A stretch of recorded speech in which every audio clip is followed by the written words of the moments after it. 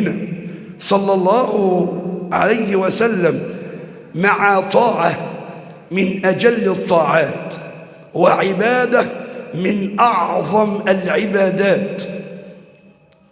كثير منا الآن ينشغل في الحياة، كثير منا عنده أعباء، احتياجات، لوازم. منا من يكد ويتعب ويخرج من أجل السعي على الأسرة والزوجات. الوقت أصبح ضيق، الوقت أصبح ضيق، انشغالات. فكثير منا يحتاج إلى هذه الطاعة، طاعة جميلة جليلة عظيمة يسيرة سهلة غير مكلفة، لا تحتاج فيها إلى مال، ولا تحتاج فيها إلى مجهود، ولا تحتاج فيها إلى تعب ومشقة. عبادة من أيسر العبادات، بها ترفع إلى أعلى الدرجات، بها تكون حبيب رب الأرض والسماوات، بها يفرج الله عنك بها الهم، ويصد بك عنها أو يصد عنك بها الدين. عبادة ينشرح منها الصدر ويطمئن منها الفؤاد، راحة جميلة، راحة عظيمة، سعادة بالدارين، سعادة في الدنيا بسعة في الرزق والأموال، بركة في الزوجة والأولاد، وسعادة يوم القيامة بالفوز بالجنة، ألا وهي ذكر الله. أجمل وأعظم عبادة. ناس كتير بتسأل: يا عم الشيخ احنا داخلين على شهر رمضان، عايزين نستعد، كيف نستعد؟ لا، أنا النهاردة بقى كل اللي حاضرين من الصغير إلى الكبير، الشباب، الكبار، شيوخنا، أجدادنا، أنا عايزك تخرج من هنا اليوم امسك في هذه العبادة.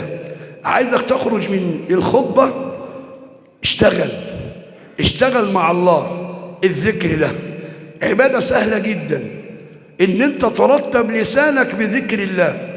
الشباب اللي عايز يقلع عن الأغاني، يقلع عن المحرمات، اللي عايز ربنا يكرمه ويسهل له في الزواج، اشتغل. عبادة سهلة جدا، بدل قيل وقال أكثر من ذكر الرحمن. أولا العبادة دي سهلة جدا، لا بتحتاج إلى وقت ولا مجهود ولا بمصاريف ولا مشقة ولا سعي. لا، وانت واقف هتذكر، وانت جالس هتذكر، وانت نايم هتذكر. الذين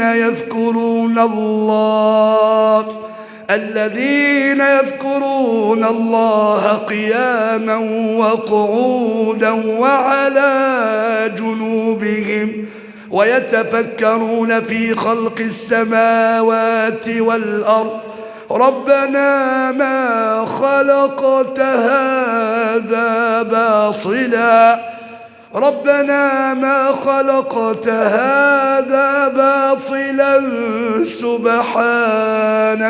سبحانك فقنا عذاب النار.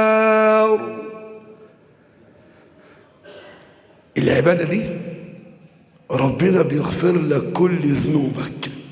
لو انت اشتغلت بالذكر كل ذنوبك بتغفر وتعلى إلى أعلى الدرجات، لك مكانة عند الله عظيمة.